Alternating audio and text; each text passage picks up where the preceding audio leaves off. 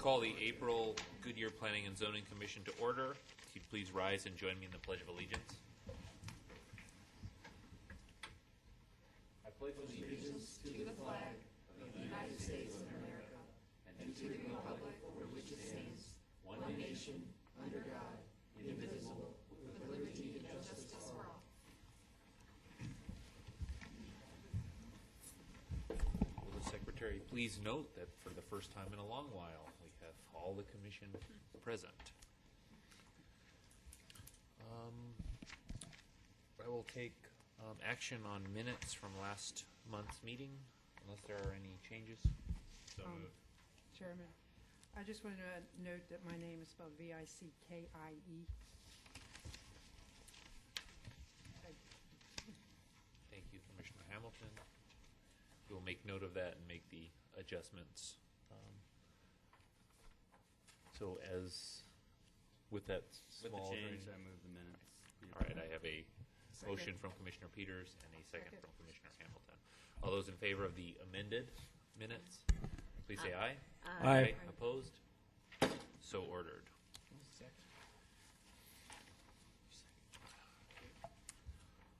Public comments. Is there any member of the public who wishes to speak on anything that is other than on the agenda this evening? No? All right, thank you. Disclosure of ex parte communications. No? All right, moving on. On to new business. The presentation of the draft existing conditions report for the City of Goodyear. Take a staff report. Take it away, Katie. Thanks. Thank you, Chairman Locks and members of the Commission. I'm pleased to be before you tonight to introduce a group of ASU students who are going to be presenting to you tonight. We were lucky enough to form a partnership with Professor Ju-Chul Kim and a graduate-level capstone studio planning course. So over the last few months, they've been working on creating an existing conditions report on Goodyear in preparation of the general plan update. They have been working very hard. They've done an amazing job, and so they are going to be presenting those preliminary findings to you tonight. After they present to you, they're going to be presenting at the council on this coming Monday, the 23rd, and then they'll be taking any comments they receive and preparing a final report, and then we'll get that hard copy of the final report to you once that's prepared. And so now I'd like to introduce Robin Benning and Melissa McLaughlin, who will be making the presentation this evening. Thank you. Thank you, Katie. If you wouldn't mind stating your names for the record, please. Good evening. Thank you, Honorable Chair and Commissioners. My name for the record is Robin Benning. I live in Queen Creek, Arizona. My name is Melissa McLaughlin. Okay. Thank you again for the opportunity to be here. As Katie stated, the report that we're about to give to you presents the existing conditions of the City of Goodyear with regard to the elements of the general plan, which are required to be addressed under the Growing Smarter legislation passed by the state of Arizona. This presentation has been prepared by our capstone studio as part of our master's degree program, and the presentation, as Katie said, will be presented again on Monday night, and then we will be moving forward to a written report which will be presented to both you and to council. The presentation is divided into several sections or elements which can correspond to the required components of the general plan. After each section, we'll pause briefly to allow you to comment, or if you have questions. You may also feel free to ask questions. Stop us at any time during the presentation. With that being said, I'm going to turn the microphone over to Melissa, and we'll continue.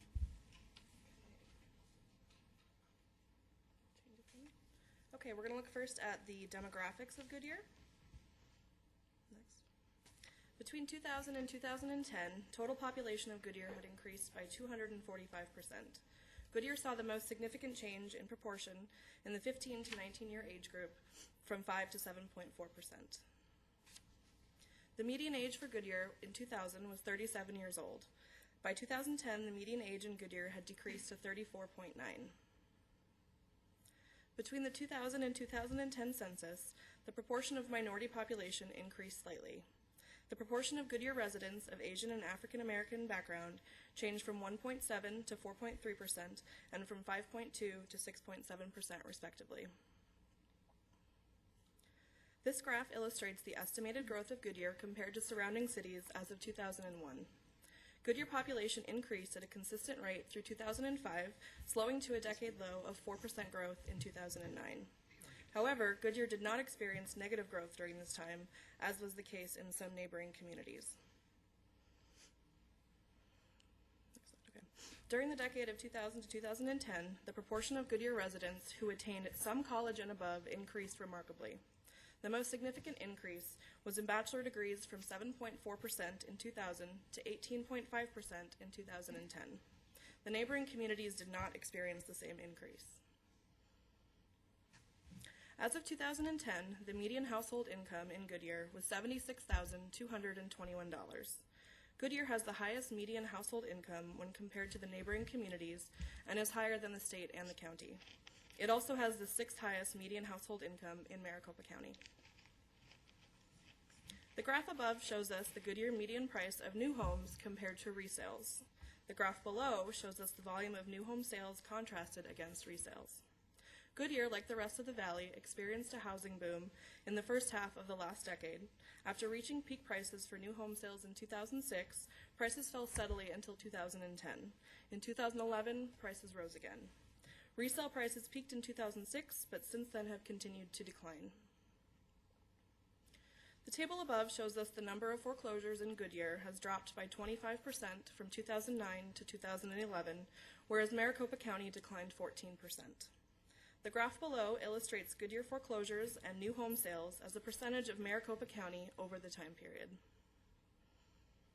This table shows the total retail space available within Goodyear by location. The largest space north of the I-10 is the Palm Valley Cornerstone Center. The largest space south of the I-10 is the Canyon Trails Town Center, and the only retail space south of the Gila River is the Elliott Marketplace. Do you have any questions or comments? Mr. Chairman, is that available retail space or is that total retail space? That's total retail space. Thank you. Okay, so we'll move on to housing. Next slide. Goodyear's housing units increased 350% over the decade. Goodyear's percent increase in housing units over the decade was greater than Peoria and Avondale, but not Buckeye, which experienced a 677% increase in housing units. Goodyear's increase was higher than the county and the state increases. There has been a steady increase in housing units over the decade for the city of Goodyear. In 2010, there were nearly 3 times more housing units as those in 2001. For 2010, Goodyear had a higher owner occupancy rate than the others shown here, but a relatively low renter occupancy rate, particularly compared to the county and the state. It's clear that Goodyear has very little older housing. Only 8% of its homes were built before 1990. The majority of Goodyear's housing has been constructed since 2000. Goodyear has nearly the same median house price trend as the other West Valley cities examined here over the last decade. Peoria peaked higher than Goodyear, but Goodyear had higher median home prices throughout the decade than Surprise, Avondale, and the county. This table shows monthly housing costs as a percentage of income for households with mortgages. Approximately 26% of households with mortgages spend less than 20% of their income on housing costs. On the other end of the spectrum, approximately 26% of households with mortgages spend 35% or more of their income on housing costs. This group would be considered cost-burdened, according to the convention evolved from the United States National Housing Act of 1937, where spending 30% of income on housing costs indicates a cost burden. This chart looks at households without mortgages, which include both renters and households who have paid their mortgage in full. For households without mortgages, 55% spend less than 10% of their income on household costs.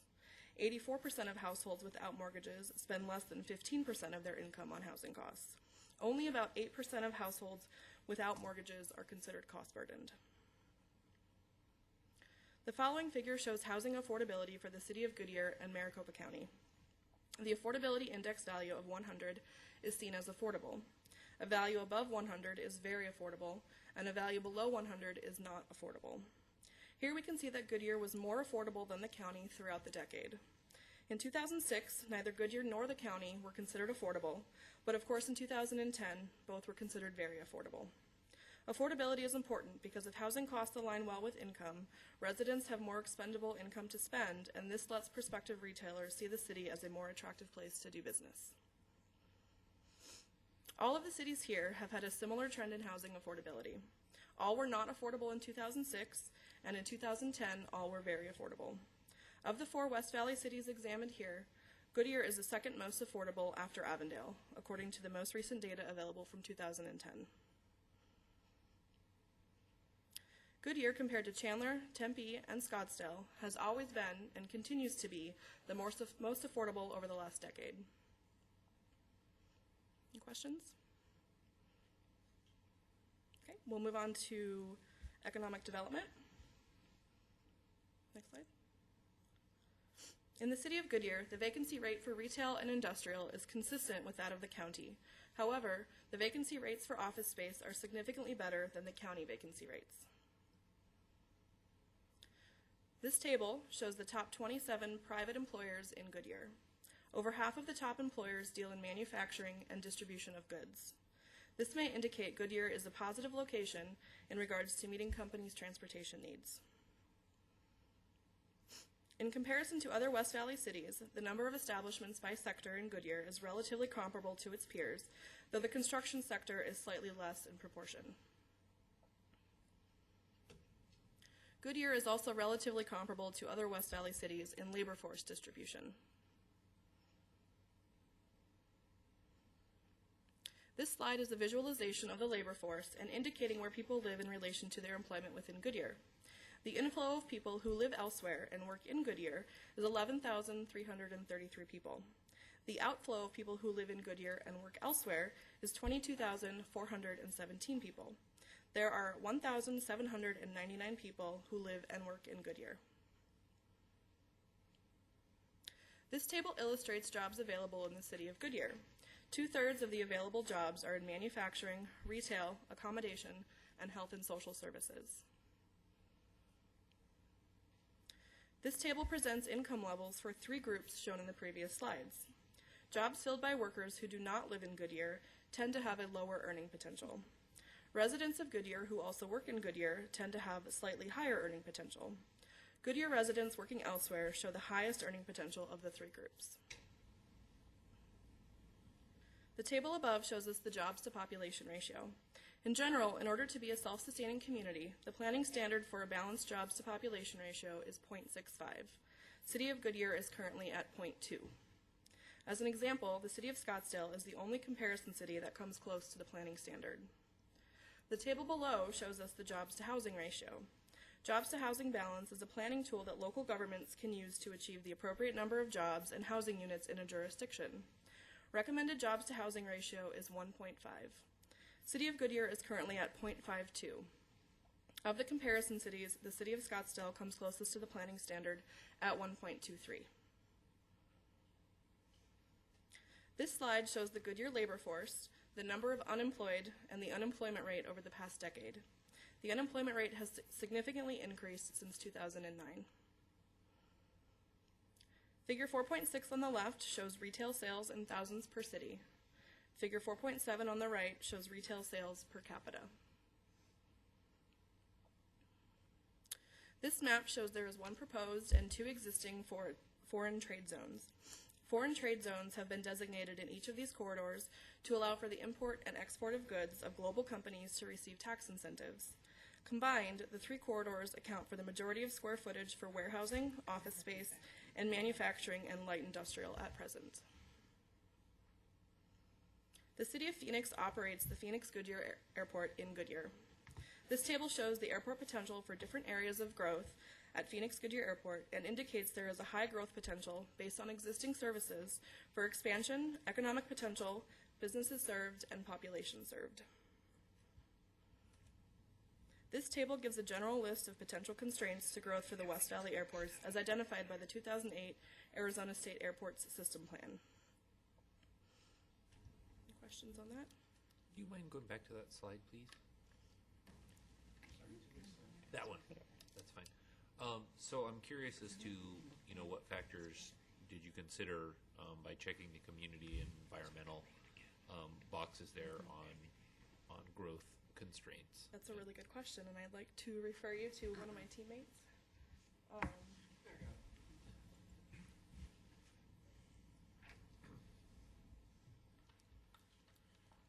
Thank you, Honored Chairman and Chairpersons. The airport, or my name is Tim Gloom, sorry about that. The airport systems plan for 2008 done by ADOT.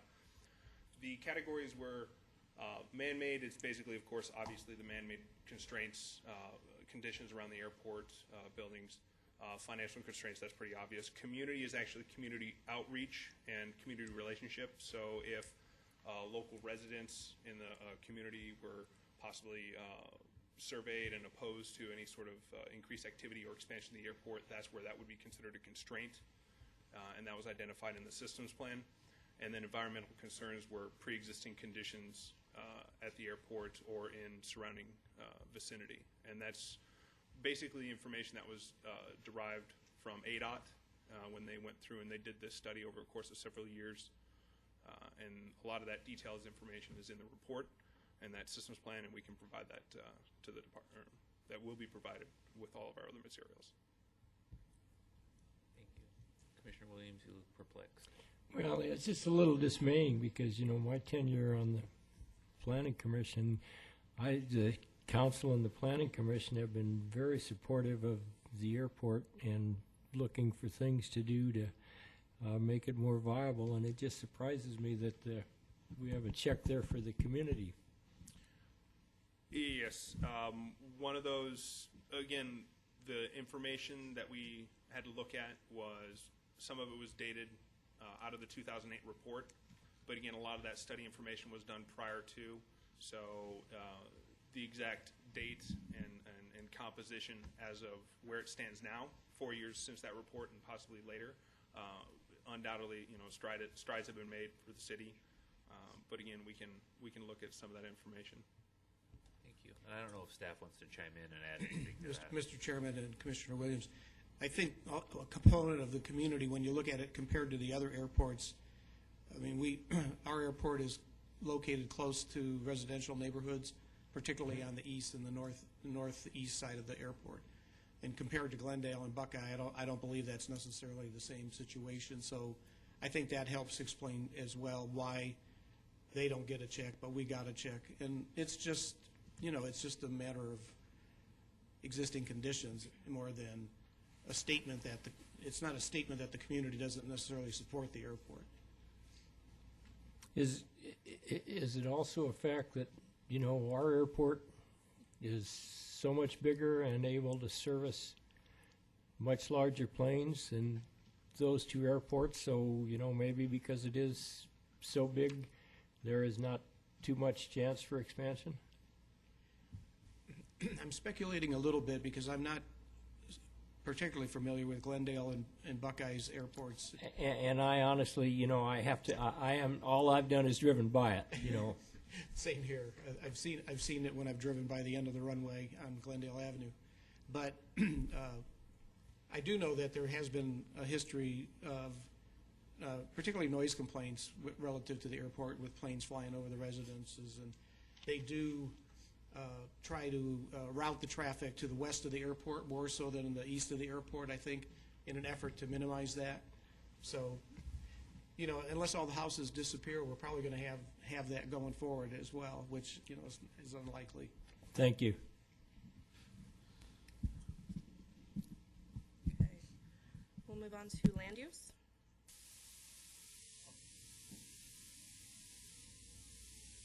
These charts show the 2003 and 2012 planned land use categories by share of total land use. The support category includes designations such as open space, roads, and parks. The most notable difference we see is the inclusion of mixed use in 2012. Here we see a comparison of the existing land use of Goodyear to the surrounding cities of Avondale, Buckeye, and Peoria. They are all relatively similar, with the exception that Avondale has more land dedicated to support and Peoria has less agricultural land. Additionally, we have compared Goodyear to Scottsdale, Surprise, and Tempe. The closest similarities are between Goodyear, Scottsdale, and Tempe in the support category. Looking next at land ownership composition, we can see that ownership in Goodyear is comprised primarily of privately owned land, followed by Bureau of Land Management, state trust land, and county parks and recreation. Here we see the annexation history of the city of Goodyear. Since 1964, the city has continued to expand, primarily growing southward. As an overview of all designations, on the left we see the planned land uses within the Goodyear planning area, and on the right we see the zoning districts within the Goodyear city limits. This chart is from the general plan update, and it details the correlation between planned land use designations and existing zoning districts. For example, we can see that community commercial land use corresponds to commercial office and neighborhood commercial zoning. We utilize this chart in determining where discrepancies exist between the planned land use and zoning.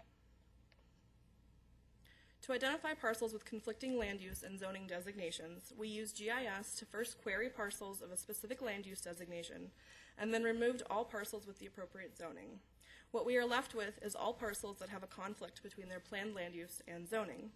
This map showcases community commercial land use and commercial office and neighborhood commercial zoning as an example. The highlighted parcels are conflicts in the north section of the city. As an example of a conflict, we can see the parcel located along McDowell Road at Cotton Lane. It is designated as community commercial land use, but is zoned agricultural and general commercial. Conflicts such as these will need to be investigated further to reconcile the land use and zoning. These are the conflicts in the central section of the city, and these are the conflicts in the southern section of the city. This process was completed for all planned land use designations and their corresponding zoning districts. The remainder of the maps will be found in the written report. Here we see a compilation of all zoning conflicts for every land use, as well as all areas zoned as planned area developments, or PADs. Because the PAD designation allows flexibility in land use, it was important to remove these parcels from the conflicts for a more accurate depiction of discrepancies. This map illustrates in dark blue the total portion of all zoning districts that are currently classified as PADs. We can see that they account for 47% of total zoning designations. Next slide.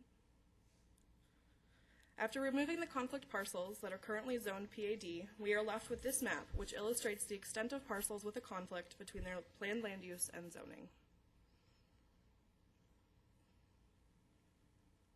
These two tables represent the land uses which are prohibited within the accident potential zones, or APZs, and the noise contour zones in relation to the City of Goodyear and Luke Air Force Base according to state and federal regulations. This map shows the north section of the City of Goodyear where the APZs and noise contour zones cross existing land uses within the city. This map shows the only area of the City of Goodyear where there are prohibited existing land uses. These land uses included in the map are single-family single-family medium-density residential, single-family high-density residential, and possibly retail low depending on the establishments in the development. Any questions? Okay, we'll move on to circulation.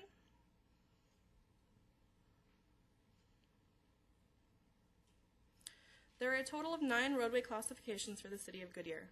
The following table displays only high-capacity roadways and illustrates that the current road network is 52% built out at 204.1 miles of roadway.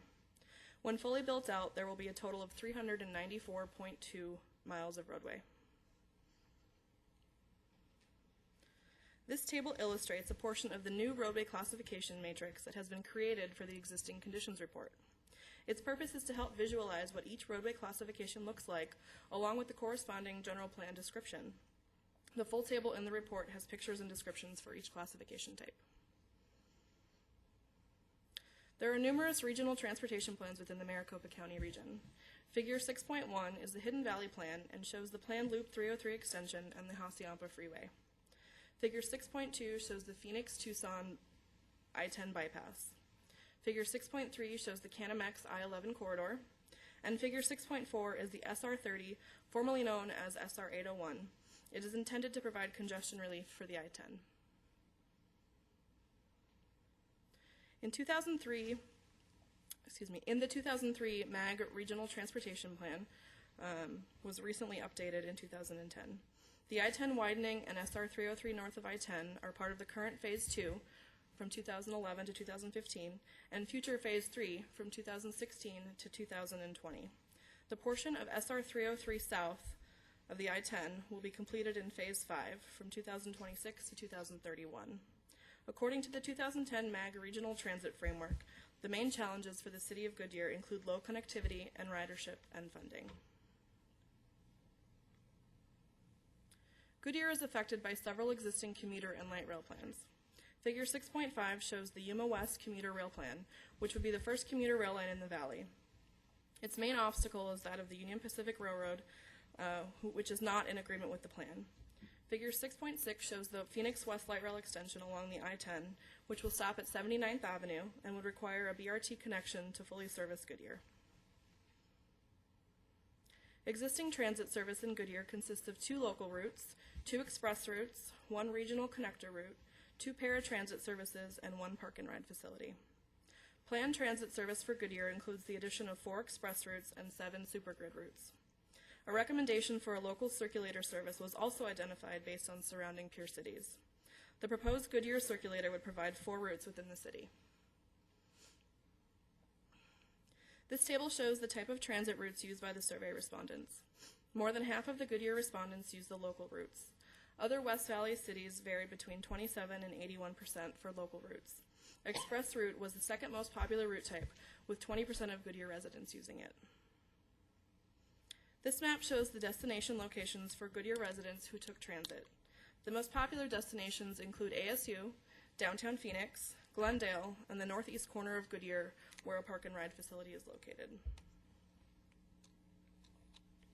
This table shows how respondents would make their trip if transit service was not available, and also indicates how important transit is for the city.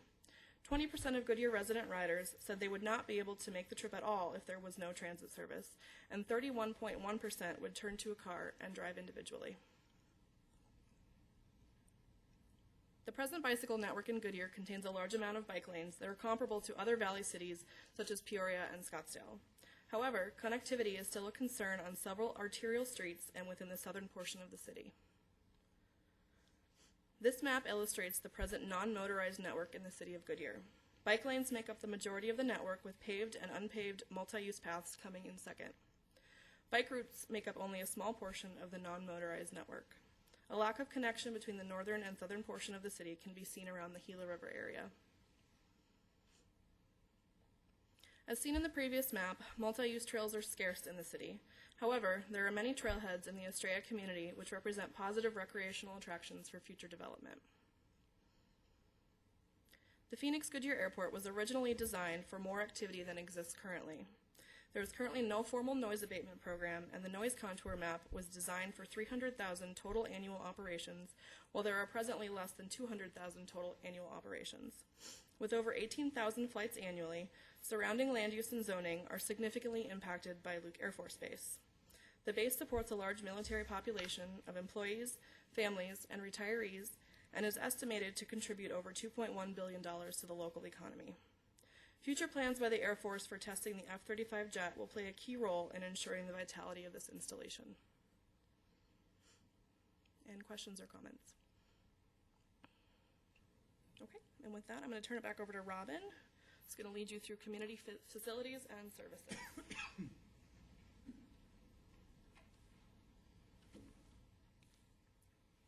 Next slide. Thank you. The municipal buildings provide offices and meeting spaces for the city of Goodyear. Buildings are designed for space efficiency and economizing energy usage. Maricopa County Library District administers the library system for the city of Goodyear. Space needs of the library facilities are based on the level of service as dictated by the American Library Association and International Federation of Library Associations. The Goodyear Branch Library is very small and contains fewer resources than what is recommended. This library does, however, circulate a proportionally much higher number of resources than any of the other county branches. There are also 2 libraries available for use by Goodyear's residents in the nearby city of Avondale. This chart shows the level of service requirements for each park category and corresponding acreage. The recommended number of acres for neighborhood parks is augmented by privately held HOA parks, which are not included in the calculations. Based on the recommendations of the Municipal Services Research Association, the City of Goodyear Park System comes very close to meeting the needs of the suggested number for adequate park provision and park amenities. In the final column, you can see a green check indicates that the city exceeds the requirements. A red X means we're very close, but we need to make some adjustments. The fact that we're a little bit short in the city of Goodyear is indicative of a city that grew very rapidly and then experienced a recession. The parks and open space facilities are augmented by community private providers, including Boys and Girls Club and the YMCA. The City of Goodyear is well served by a robust network of community institutions which care for and provide services to the residents, including spiritual, health, and educational facilities. The Goodyear Police Department operates a high level of safety which meets or exceeds national standards established by the International Association of Police Chiefs. In addition, Goodyear meets the public safety needs of the Sonoran Valley planning area through a contract with Maricopa County Sheriff's Office. The City of Goodyear Fire Department likewise provides fire and emergency medical service and has IGAs with Avondale, Litchfield Park, and the City of Maricopa for mutual aid. Fire stations are located throughout the planning area to ensure adequate response times in the event of any emergency. The city has increased the number of wells from 22 in 2003 to nearly 56 in 2012. The water table is located at 150 feet below the surface, and there are 3 companies providing potable water to the residents. There are 3 wastewater treatment plants which have a capacity to treat 5.5 million gallons per day currently and are designed for easy future expansion to accommodate continued growth. Surface runoff in the city is handled by the natural washes and is carried to either the Agua Fria River or to the Gila River. The El Rio Riparian Preserve serves as an experimental surface water pollution removal project, which captures surface water runoff and allows pollutants to be naturally filtered before returning the water to the aquifer. The City of Goodyear contracts with Waste Management to provide once-weekly collection of solid waste and once-weekly recyclable collection, which meets established levels of service requirements. Solid waste is transported to either the White Tank Regional Transfer Station or Rainbow Valley Transfer Station and is disposed of under a contract with the City of Glendale at the Glendale Landfill. Recycling likewise is handled by the Glendale Recycling Center. Electricity throughout the City of Goodyear is provided by Arizona Public Service. A portion of the Sonoran Valley is served by Tucson Electric. A network of transmission lines, hubs, and substations provide adequate power throughout the city for all of the planning areas. Are there any questions on community facilities? Hearing none, I'll move on. The cost of development section. The cost of development in the City of Goodyear is greatly impacted by Senate Bill 1525, as you well know. Enacted in 2011, significantly impacts the ability of Goodyear to provide needed services and amenities. The new law changes what amenities can be provided and how much can be collected from developers. Many services are no longer fundable, and facilities may be restricted as to size and scale. Additional unnecessary public facilities include such things as community centers, museums, arts and cultural facilities, and riparian areas and wetlands.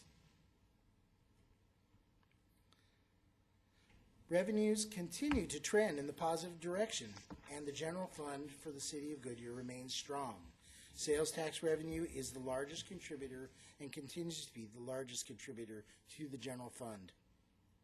Goodyear continues to seek creative alternative funding mechanisms to bolster operations, such as increasing bonding capacity, increasing opportunities for public-private partnerships, and studying impact and development fees to adjust to legislation. Any questions about the cost of development component?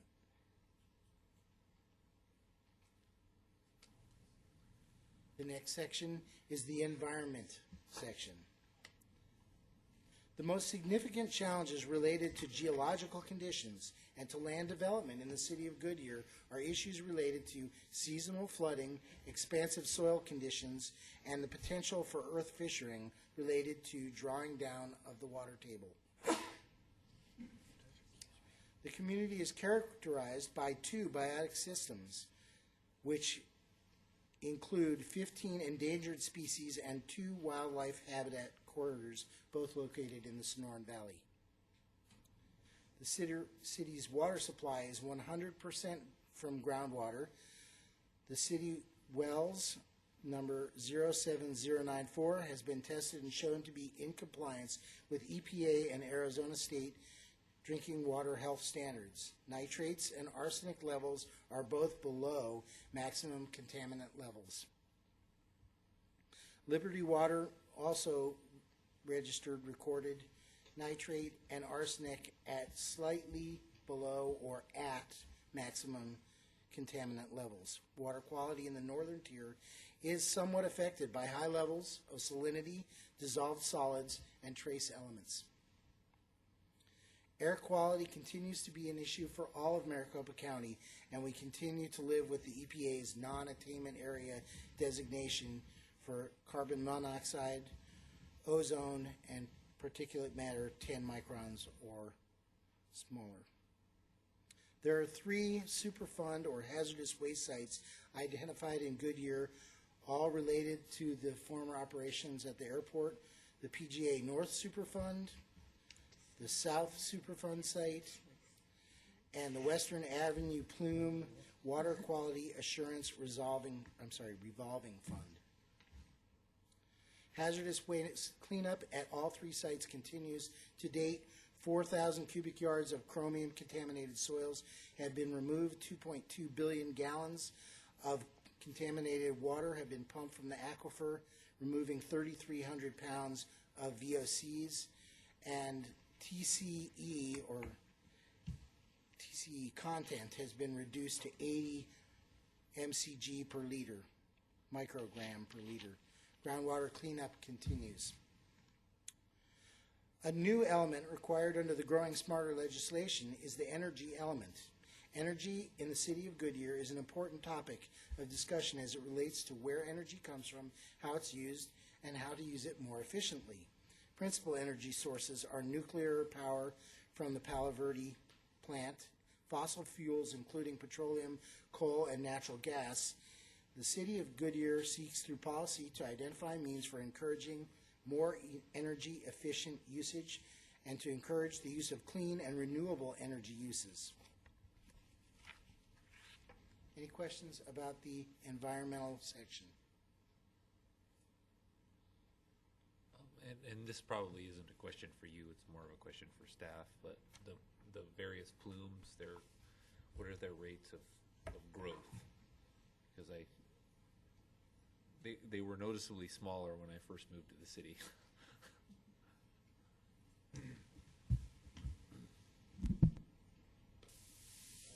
Chairman Locke. There's an ongoing program of installing monitoring wells around the edges of the plume to track its progress. There are removal wells that basically take out the contaminated water and strip it before it's re-injected back into the aquifer.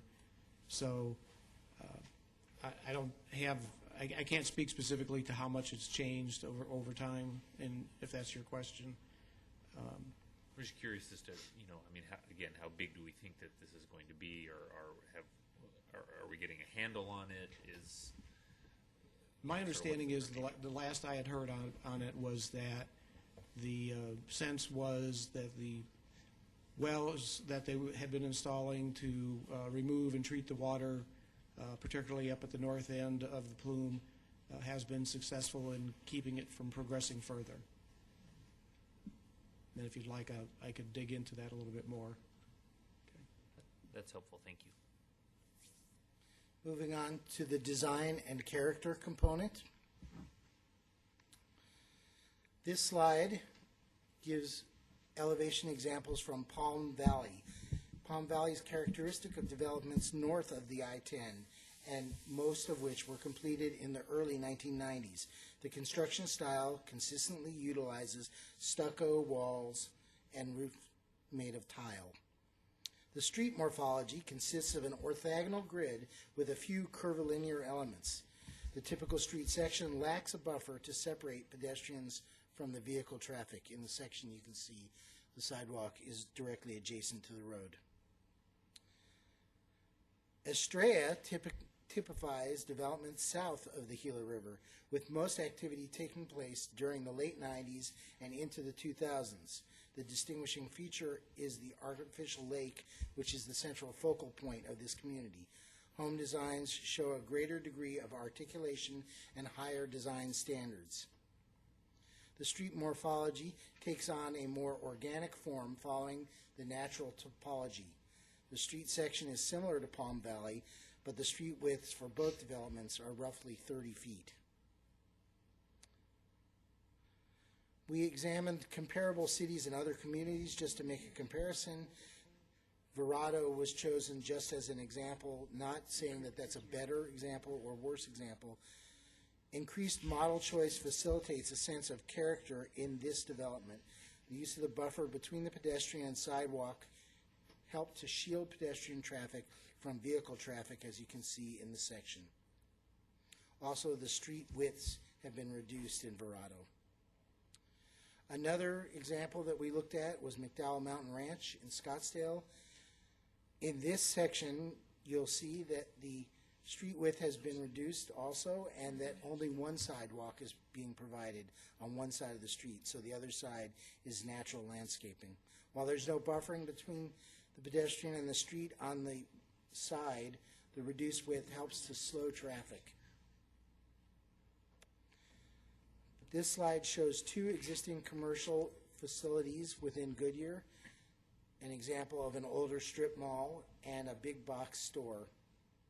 Sorry, that's not correct. The lower slide shows mixed use near the post office.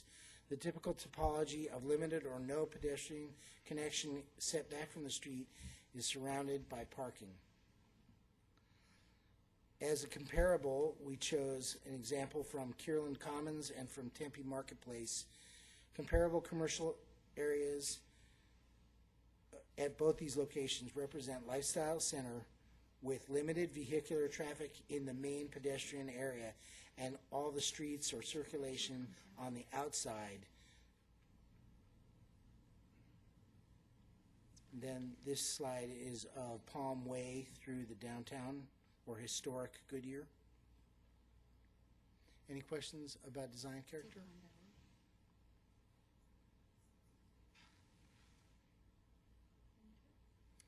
Thank you very much. I'd like to recognize the students in the class. Ahmed Abdullah, Raymond Banker, Robin Benning, Victor Castillo, Keith Chamberlain, Matthew Dedamore, Marissa Garnett, Timothy Galoon, Robert Gurney, Kelsey Kirkland, Kirsten Lawton, Yi Lee, Melissa McLaughlin, Joseph Murrow, Joseph Plotz, Hannah Ritchie, Jonah Smith, Sydney Urias, and of course, Dr. Juchul Kim, our professor. Thank you very much. Thank you. Any of the commission have any questions? I'd like to take the opportunity just to really thank you guys for, you know, the work that you guys have done. I think that this is a really great opportunity for us, and as well for you. But we do appreciate all your hard work and taking the time to come and participate with Goodyear. I think it's a worthwhile effort, and thank you very much. Thank you all. Can I make a comment? I think it was excellent, and I would like Chairman Locks, if they would stand and we give them a round of applause for the wonderful work they did. I'm okay with that.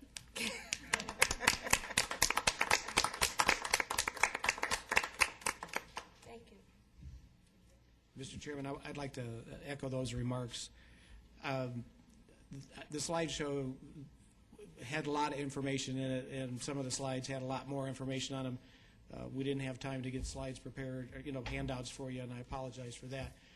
But there's a wealth of information that these students have put together and that we're going to benefit from that isn't obvious from the slide presentation tonight. And I want to as well express my appreciation to Jushel and his students for all the hard work they put in.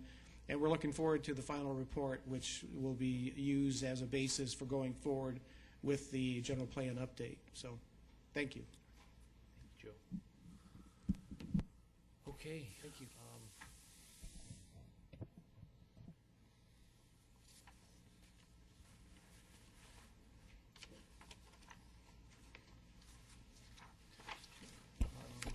Let's see. Do I need- I guess this is all kind of one wrapped up, or do we need to take separate action? This is an action item. So it is. Yeah, this Okay. is a separate action item. Then, do we need to do a motion or anything to approve or recommend approval of the existing presentation now, or is No formal action Okay. required. Thank you. okay? All right, then I will open the public hearing for.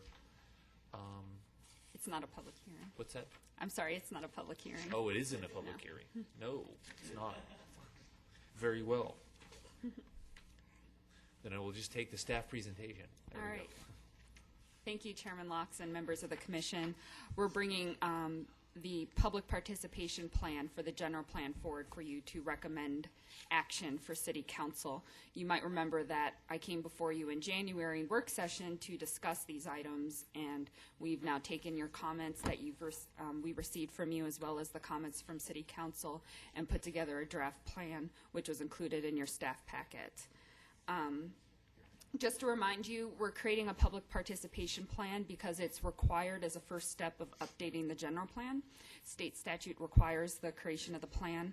The important thing to remember about this plan is that we are committed to what is in the plan. We can always add more items, but when we put something in the plan, then we need to adhere to the plan.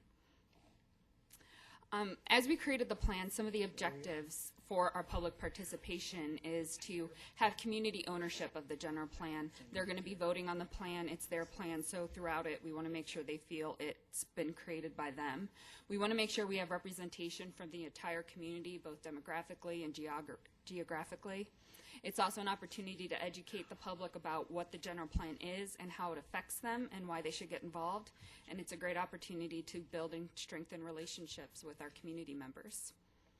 So the commitment we make with this plan is that not only are we going to give people an opportunity to comment, but we're going to make sure our public participation opportunities are meaningful and interactive, and that they're really actually creating the plan and creating the goals and policies themselves. We're also going to commit that there are going to be opportunities very early on in the process and throughout the entire process. There will be equal opportunities for involvement, whether you're working or not working. No matter where you live in the city, you'll be able to get involved in the plan. And all the results of our public participation and all the draft documents are always going to be made available to the public. You might remember this from the work session. This is just our general timeline, and we're still in the preparation phase. We're going public in September, and it's quickly approaching. And so that's when we will start the public participation phase of the project. And one of the biggest parts of the public participation is the creation of a general plan committee. So I do want to just talk about the general plan committee for a moment. And I should have mentioned earlier that if you have any questions or comments or suggestions, feel free to chime in at any time. This is a draft public participation plan, so we can add your thoughts before we go to council. So the way the general plan committee is going to work is they're really going to be the ones who are delving into the nitty-gritty and helping us write the policy and goals in the plan. The community is going to be involved every step in the way, and they're going to be giving us the input that the committee is going to use to draft those goals. But the committee is the one who's going to be making the formal decisions. And then once they have a draft plan, they're basically going to forward that to this body. And then there's 2 required public hearings before the Planning and Zoning Commission, and then as typical, you guys will forward a recommendation to the City Council. And then once the City Council adopts the plan, then it can go to the voters for ratification. And of course, every step of the way, the community members are going to be invited and can participate and give their comment at any point. We do want to talk a little bit about how the plan is, the committee is going to work, and we really do want to get your thoughts on this. The council has a policy handbook on creating boards and committees, and whenever possible, we kind of defaulted to that. But this is kind of a unique committee, so if there are things where you think it would work better to go away from that policy handbook, we'll express your opinions to council. We're planning on meeting the committee for 18 months. They'll have monthly meetings. We're thinking that we'd appoint 20 to 25 members. That's very similar to the last committee. We'd start accepting applications, and then there's a council subcommittee made up of 3 council members that would review the applications and interview. And Commissioner Hamilton just went through that process, so she's very familiar with the subcommittee. And then they would be formally appointed by council. And we would also have council formally appoint the chair and vice chair, unlike this body where the body elects its own chair and vice chair. Consistent with the policy handbook, typically of any committee, members must be over 18, a Goodyear resident, and a registered voters. Staff is recommending exceptions to that.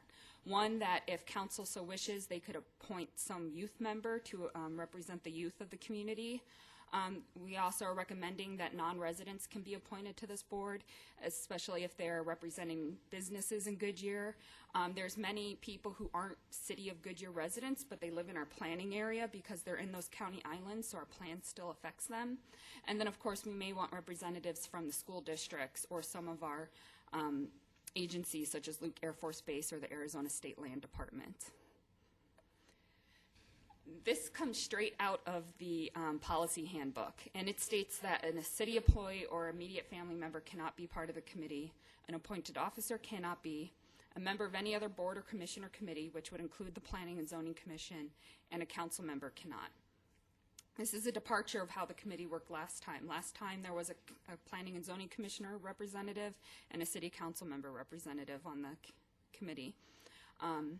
We have heard that there was some thoughts that unintentionally, often when you have a council member on a committee, sometimes residents can start to defer to them because they figure the council member knows most, knows best, and maybe there's not as much free-flowing information and participation. So I believe that's why it's in the policy handbook.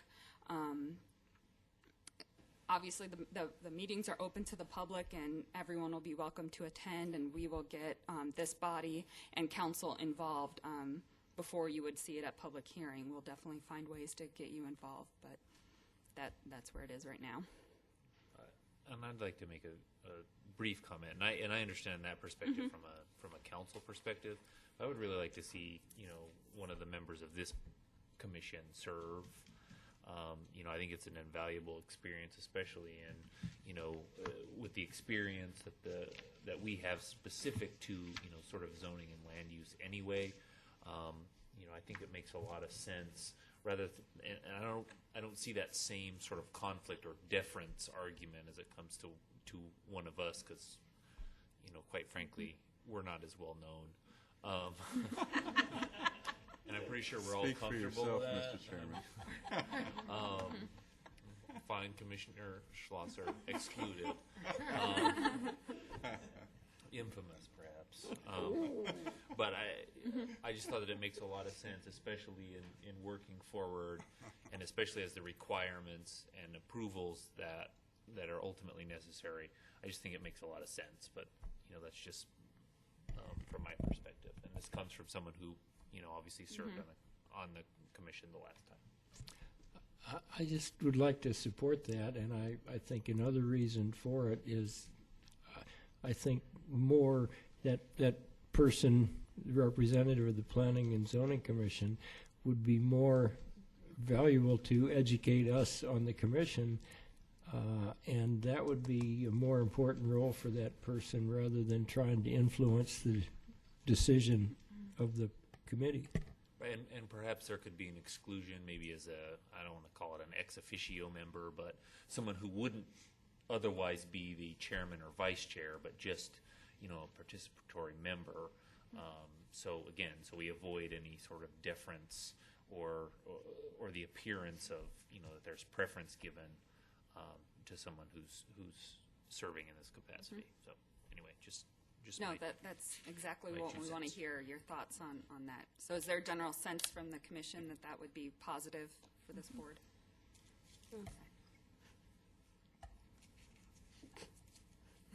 I'm sorry. Okay. The other thing we have in the plan is that we don't have anything specific about representing the geographic distribution of population or demographics. We just have a general statement in there that it should.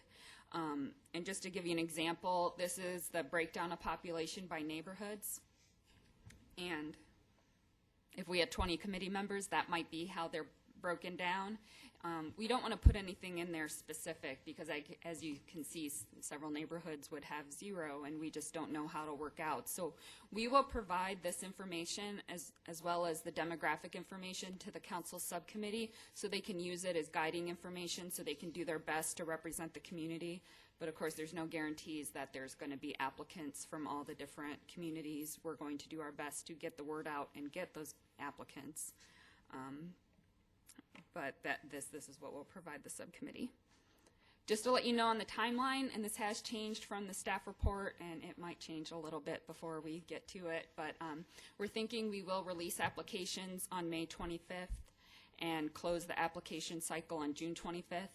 I will definitely send an email to all the Planning and Zoning Commission when those applications are open, just in case you know anybody who might be an interesting person to have on the committee and might be interested in serving.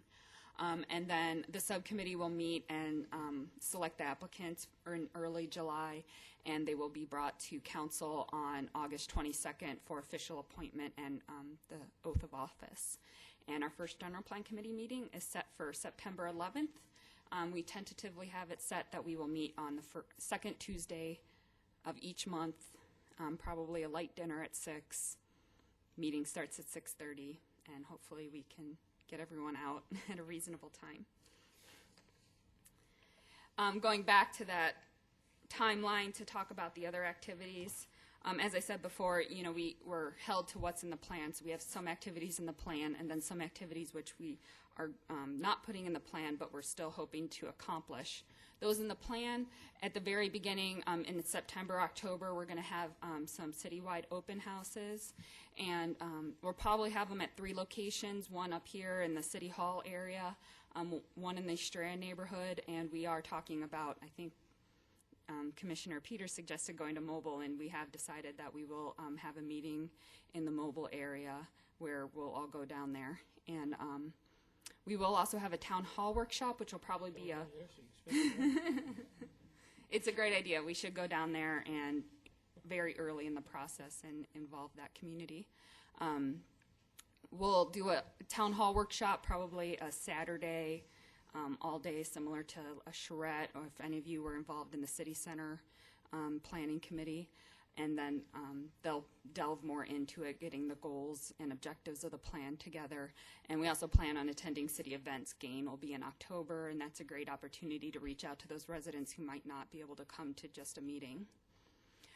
We're required to have the 60-day review where we have to mail a draft plan to certain stakeholders such as the neighboring communities, school districts, the state land department. During that time, it's a great time to also have open house meetings where the public can come and see the draft plan and make comments.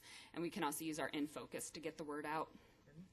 As I already said, we're required to have 2 public hearings at commission and 1 at city council, and then it goes on to ratification. We also, we have the website up now. It's goodyearaz.gov/Goodyear 2025, and we've got our QR code and everything.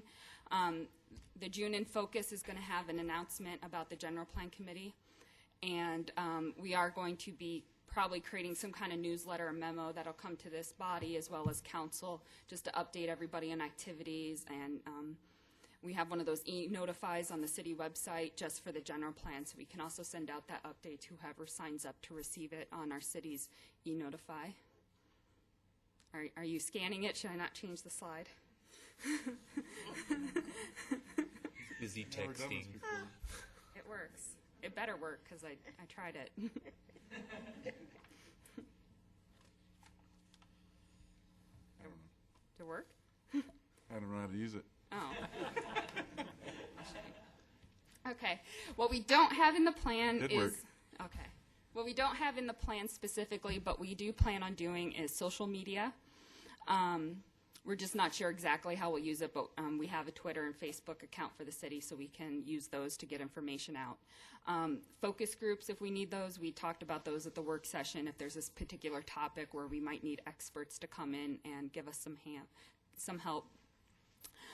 If we find that we need additional neighborhood meetings, maybe there's a topic that affects one neighborhood in particular, so we want to go out and talk to them about it, or we're just seeing that there's not a lot of participation from one area, we might need to call more meetings. We may need surveys. We may not need surveys if a lot of people are coming out to the meetings.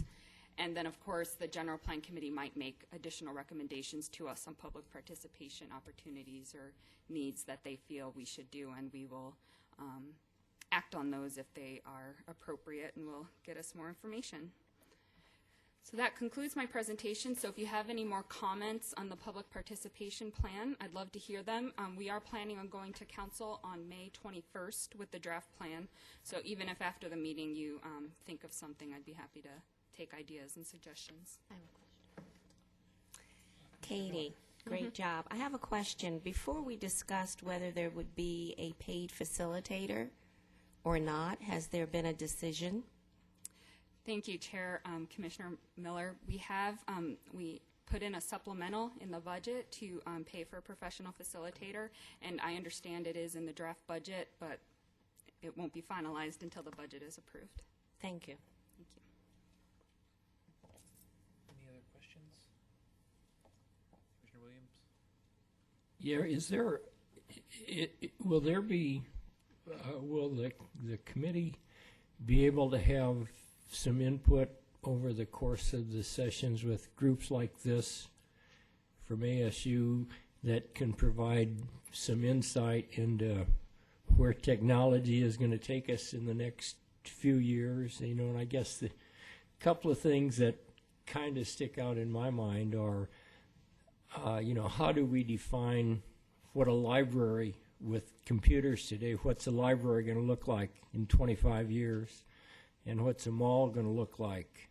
And, you know, I think probably the best groups to maybe provide some of us with some insight on that are groups of graduate students like these people right here.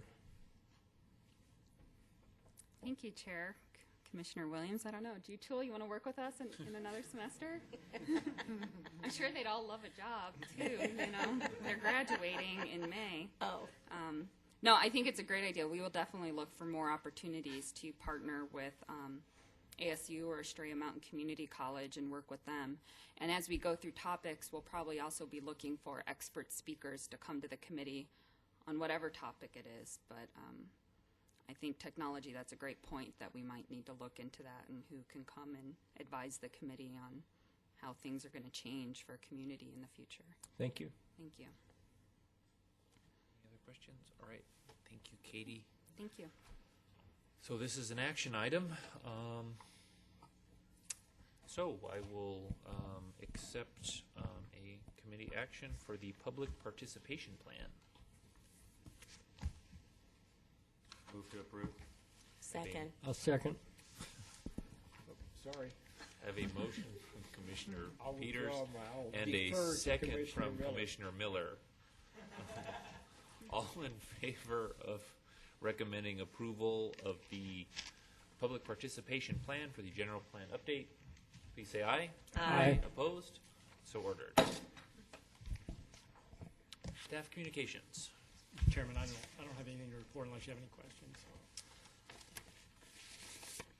I do not have any questions. Does any other? I was going to make a snide remark about what a mall looks like, but I'm just going to leave that.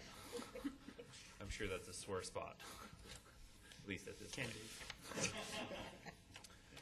Okay. No other business for the commission. We are adjourned.